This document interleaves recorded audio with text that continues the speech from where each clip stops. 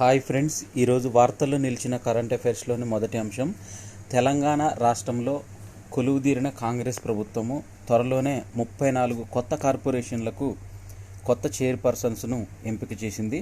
ఒక సంస్థకు vice chairman కూడా నియమించింది. ప్రభుత్వము ఉత్తర్వులు జారీ చేసింది. దీనికి సంబంధించి వీరి పదవీ కాలం 2 ఏళ్ళు ఉంటుందని ఉత్తర్వుల్లో పేర్కొన్నారు. ఇక చైర్పర్సన్లు ఎవరు బాధ్యతలు స్వీకరించలేదు. నామినేట్ పదవుల భర్తీపైన ఇటీవల చర్చ సాగుతున్న నేపథ్యంలో తాజాగా ప్రభుత్వం మరోసారి కార్పొరేషన్ చైర్మన్ల జీవోలను విడుదల చేయడంతో పలువురు బాధ్యతలను స్వీకరించారు. వీటిలో సంస్థ వారి పేర్లను చూసినట్టయితే తెలంగాణ విత్తనాభివృద్ధి సంస్థకు ఎస్ అన్వేష్ రెడ్డి, ఆగ్రోస్ కాసుల బాలరాజు, ఆయిల్ ఫెడ్కి జంగా రాఘవరెడ్డి, రాష్ట్ర సహకార యూనియన్కు మానాల మోహన్ రెడ్డి, గిడ్డంగుల సంస్థకు రాయల నాగేశ్వరరావు, ముదిరాజు సహకార సంఘాల సంస్థకు జ్ఞానేశ్వర్ ముదిరాజు, మత్స్య సహకార సంఘాల సమాఖ్యకు మెట్టు సాయికుమార్, గ్రంథాలయాల పరిషత్ మహమ్మద్ రియాజ్, అటవీ అభివృద్ధి సంస్థకు పోదెం వీరయ్య, ఆర్యవైశ్య కార్పొరేషన్కు Kalva Sujatha, police housing development కార్పొరేషన్కు ఆర్ గురునాథ్ రెడ్డి, సెట్విన్కు ఎన్ గిరిధర్ రెడ్డి, కనీస వేతనాల సలహాల మండలికి జనక్ ప్రసాద్, నీటిపారుదల అభివృద్ధి సంస్థకు ఎం విజయబాబు, హస్తకళల అభివృద్ధి సంస్థకు ఎన్ సత్యనారాయణ, ఖనిజాభివృద్ధి సంస్థకు అనిల్ ఈరవత్రి, టీజీఐఐసికి టి నిర్మలా జగ్గారెడ్డి, ట్రేడ్ ప్రమోషన్కు కార్పొరేషన్కు అనిత ప్రకాష్ రెడ్డి, టెక్నాలజీ సర్వీసెస్ అభివృద్ధి సంస్థకు మన్నె సతీష్ కుమార్, అర్బన్ ఫైనాన్స్ మౌలిక సదుపాయాల అభివృద్ధి సంస్థకు చల్ల నరసింహారెడ్డి, శాతవాహన అర్బన్ డెవలప్మెంట్ అథారిటీకి K Narender Reddy, Kakatiya urban development అథారిటీకి ఈ వెంకటరామిరెడ్డి, రోడ్డు అభివృద్ధి సంస్థ టూరిజం డెవలప్మెంట్ కార్పొరేషన్కు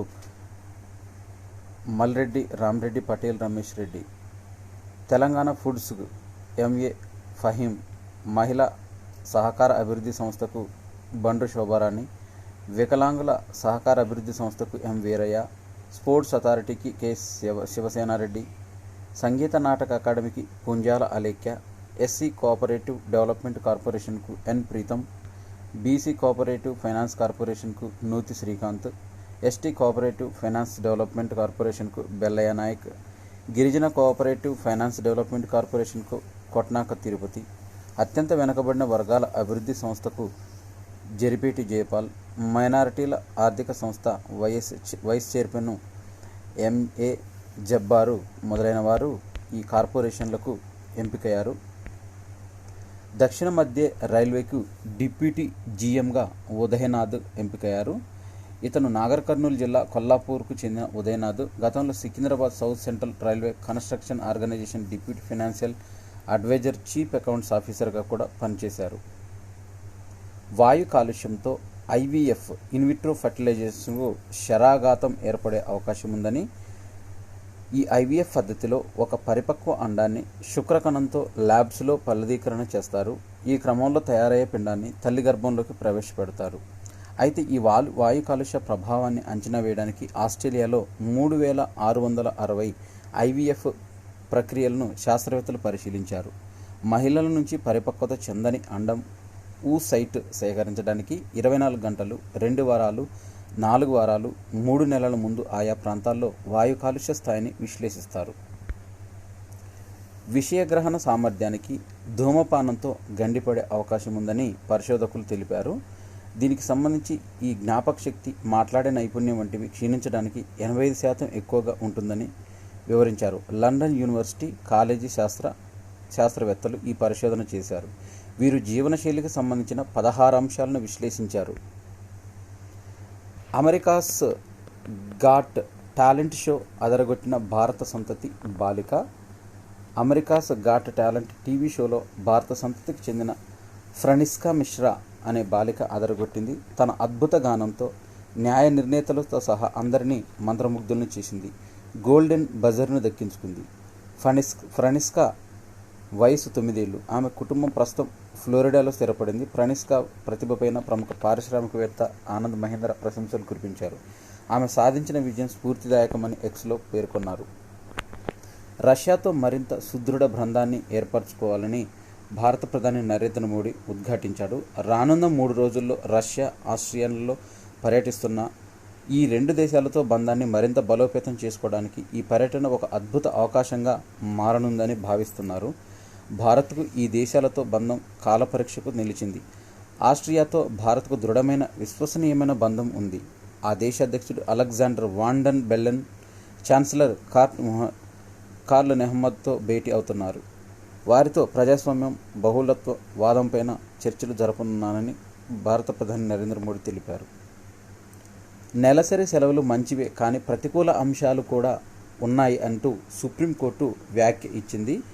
అయితే దీనికి సంబంధించి రాష్ట్రాలు, ఇతర వాటాదారులతో చర్చించి కేంద్రమే ఒక విధానం రూపొందించాలని ప్రధాన న్యాయమూర్తి justice DY Chandrachud, justice JB Pardiwala, justice Manoj మిశ్రాల ధర్మాసనం స్పష్టం చేసింది. బలపరీక్షలో నెగ్గిన హేమంత్ సర్కార్. జార్ఖండ్ ముఖ్యమంత్రి హేమంత్ సోరెన్ నేతృత్వంలో జార్ఖండ్ ముక్తి మోర్చా, కాంగ్రెస్, ఆర్జేడీ కూటమి ప్రభుత్వం సోమవారం అసెంబ్లీలో నిర్వహించిన విశ్వాస పరీక్షలో నెగ్గింది. ఓటింగ్ సమయంలో సభలో 75 మంది ఎమ్మెల్యేలు ఉండగా 45 మంది విశ్వాస తీర్మానానికి అనుకూలంగా ఓటు వేశారు. దీంతో ఈ ఓటింగ్ మొదలవగానే భారతీయ జనతా పార్టీ నేతృత్వంలో ప్రతిపక్ష కూటమి సభ నుంచి వాకౌట్ చేసింది. భారతీయ జనతా పార్టీకి 24 మంది శాసనసభ్యులుండగా దాని మిత్రపక్షం ఏజేఎస్యూకు 3 ఎమ్మెల్యేలు ఉన్నారు. బలపరీక్ష అనంతరం రాజ్భవన్లో నిర్వహించిన కార్యక్రమంలో గవర్నర్ సిపి రాధాకృష్ణన్ అధికార కూటమికి చెందిన 11 మంది సభ్యులతో మంత్రులుగా ప్రమాణ స్వీకారం చేయించారు.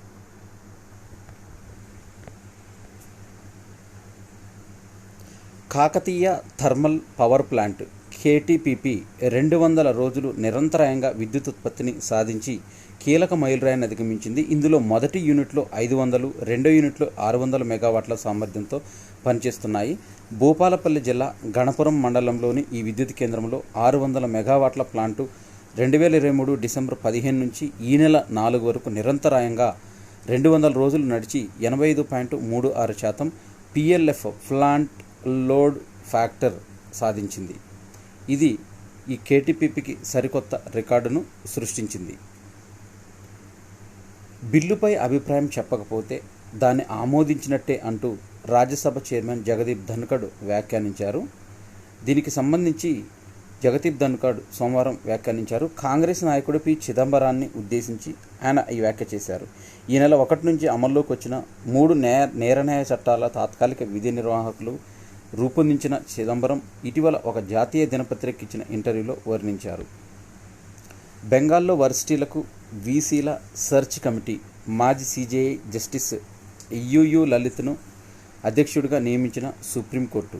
గవర్నర్ కార్యాలయం, రాష్ట్ర ప్రభుత్వం సమ్మతించినందుకు 5 సభ్యులతో కూడిన సెర్చ్ కమిటీని 2 వారాల్లో నియమించాలని, ఈ కమిటీ ప్రతి వర్సిటీ 3 వ్యక్తుల పేర్లను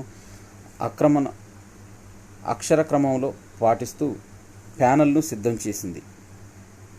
ఏడాది తర్వాత అంగారక ఆవాసం నుంచి వెలుపలికి వచ్చింది. అయితే ఈ కృత్రిమ ఆవాసంలో ఉన్న సిబ్బంది తాజాగా వెలుపలికి వచ్చారు. అమెరికా అంతరిక్ష సంస్థ నాసా ఈ ప్రయోగాన్ని నిర్వహించింది. హ్యూస్టన్లోని జాన్సన్ అంతరిక్ష కేంద్రంలో ఇది జరిగింది. ఈ ప్రయోగంలో 4 వాలంటీర్లు 12 నెలల పాటు అంగారక వాతావరణాన్ని పోలి ఉండే ఒక ఆవాసంలో గడిపారు. 3D ముద్రణ ద్వారా రూపొందించిన ఈ శిబిరం విస్తీర్ణం 1700 చదరపు అడుగులు. 15 కోట్లు పలికిన నెపోలియన్ తుపాకులు వీటిలో 2 పిస్తోళ్లు ఉన్నాయి. వీటిలో వేలం వేశారు. ఐరోపా చరిత్రలో తిరుగులేని ముద్ర వేసిన ఫ్రెంచ్ చక్రవర్తి నెపోలియన్ బొనపార్టీకి చెందిన అరుదైన వస్తువులు వేలం వేశారు. వీటిలో 2 పిస్తోళ్లు కూడా ఉన్నాయి. వీటి వేలం వేయగా 1.69 మిలియన్ యూరోలకు అమ్ముడుపోయాయి. అయితే ఇది భారత కరెన్సీ ప్రకారం 15 కోట్ల పైమాటే. 14% పెరిగిన ఖరీఫ్ సాగు విస్తీర్ణం, వరి సాగు 19%, పప్పు దినుసులు 54% వృద్ధి చెందినది, చిరుధాన్యాలు 29% తగ్గుదల ఏర్పడింది. ఐరోపా సమాఖ్యకు చెందిన C3S నిర్ధారణ అత్యంత వేడి నెలగా జూన్ను నిర్ధారణ చేసింది. దీంట్లో 16.66 డిగ్రీల సెల్సియస్తోని ఉందని 1991-2020 వ్యవధిలో సగటు నెల ఉష్ణోగ్రత పోలిస్తే 0.67 డిగ్రీలు ఎక్కువని ఈ సంస్థ తెలిపింది. ప్రభుత్వ రంగ బ్యాంకుల్లో పెట్టుబడులు ఉపసంహరించొచ్చని, ఇది సరైన తరుణమే అంటూ SBI ఒక నివేదిక ద్వారా తెలిపింది. 2024-25 పేరుతో కేంద్ర బడ్జెట్ పేరుతో సోమవారం ఒక నివేదికను ఎస్బీఐ రీసెర్చ్ విడుదల చేసింది. హెచ్సిఎల్ టెక్ చైర్పర్సన్ రోష్నీ నాడార్కు ఫ్రాన్స్ అత్యుత్తమ పురస్కారం లభించింది.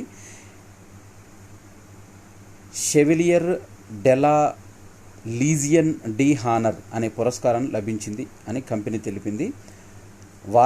వ్యాపారము స్థిరత్వానికి ఆమె సేవలకు గుర్తింపుగా ఈ పురస్కారం అందించారని పేర్కొన్నారు. ఈ పురస్కారం స్వీకరించడం తనకు దక్కిన గొప్ప గౌరవంగా భావించారు. గూగుల్ మ్యాప్స్ నుంచి ఓలా మ్యాప్స్కు మారండి అంటూ దేశీయ డెవలపర్లకు భవిష్ అగర్వాల్ సూచించారు. ఓలా మ్యాప్స్కు మార్చినట్లు ప్రకటించిన భవిష్ తాజాగా వాటిని భారత డెవలపర్లకు అందించేందుకు ముందుకొచ్చారు. దేశంలో వీధి పేర్లు, పట్టణాల్లో మార్పులు, ట్రాఫిక్ వంటి సవాళ్లను పాశ్చాత్య వ్యవస్థలు గుర్తించడంలో విఫలమవుతున్నాయని ఏఐ ఆర్టిఫిషియల్ ఇంటెలిజెన్స్ ఆధారిత భారత్ కోసం రూపొందించిన అల్గారిథమ్స్, వాహనాల వాస్తవిక డేటా వంటివి ఓలా మ్యాప్స్లో ఉన్నాయని తెలిపారు. ఉద్యోగ కల్పనపై సిటీ గ్రూప్ నివేదిక వాస్తవ విరుద్ధమంటూ కార్మిక మంత్రిత్వ శాఖ తోసిపుచ్చింది.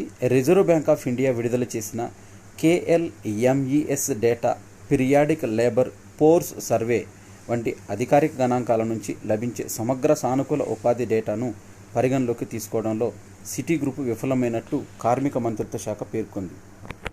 27 రంగాల్లో ఉపాధి 3.31% వృద్ధి నమోదు పెరిగింది.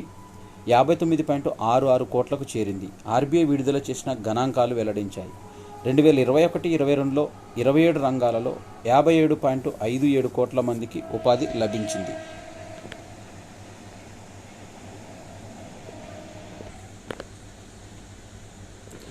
శ్రీలంక కోచ్గా జయసూర్య నియమితులయ్యారు.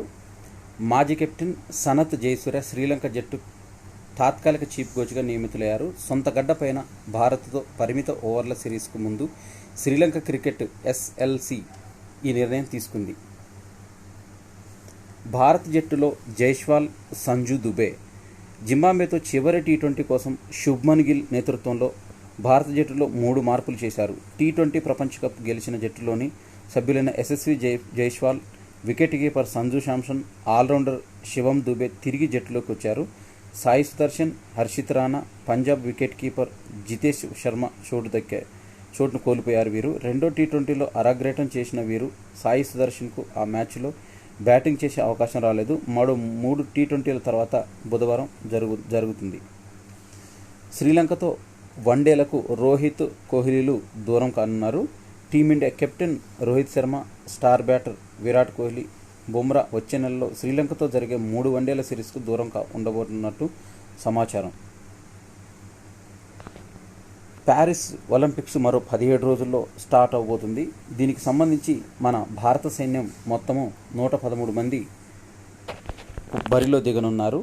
దీంట్లో ఎంతమంది పథకాలు తీసుకొస్తారనేది ఉత్కంఠగా ఎదురు చూస్తున్నారు. అయితే 2020లో కోవిడ్ కారణంగా ఏడాది ఆలస్యంగా జరిగిన టోక్యో ఒలింపిక్స్లో 124 మంది తమ అదృష్టాన్ని పరీక్షించుకున్నారు.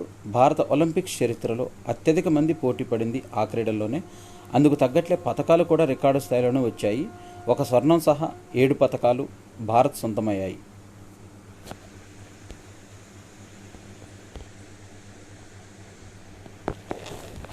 ఇవి జూలై 9, 2024కు సంబంధించిన కరెంట్ అఫైర్స్.